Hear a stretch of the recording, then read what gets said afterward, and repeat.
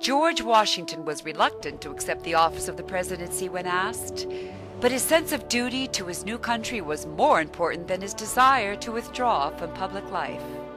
Washington revealed in a 1789 speech, "I cannot describe the painful emotions which I felt to being called upon to determine whether I would accept or refuse the presidency of the United States." James K. Polk stated in the 1844 presidential election, upon being nominated, "It has been well observed that the office of President of the United States should neither be sought nor declined. I have never sought it, nor should I feel at liberty to decline it if conferred upon me by the voluntary suffrages of my fellow citizens."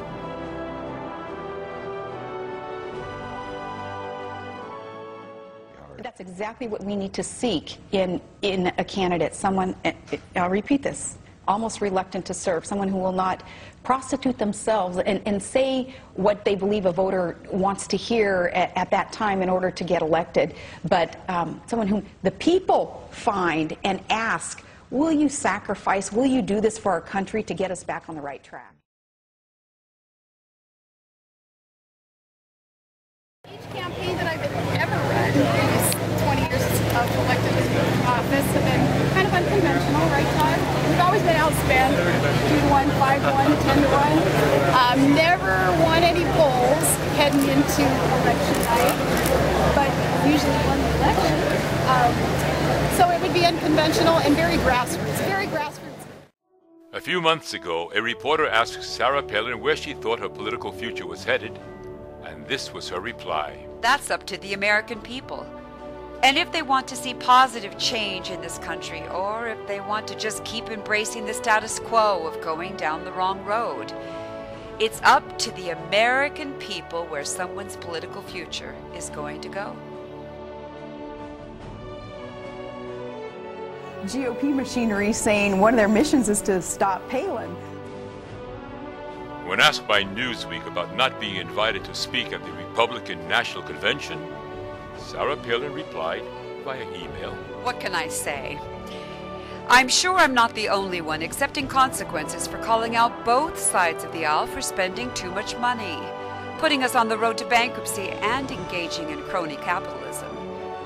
In accepting those consequences, one must remember this isn't Sadie Hawkins, and you don't invite yourself and a date to the big dance." This was only the third time since 1976 that the number 2 person on the GOP ticket from the previous election was not given speaking time at the Republican National Convention.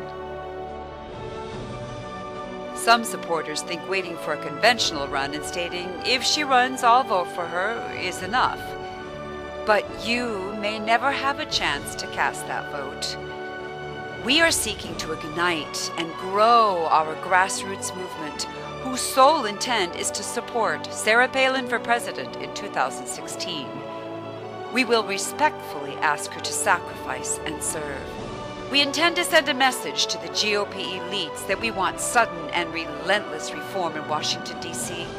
We're no longer willing to sit back and watch politics as usual destroy our country. We stand with Sarah Palin and will assist her in draining the jacuzzi to get our country back on the right track.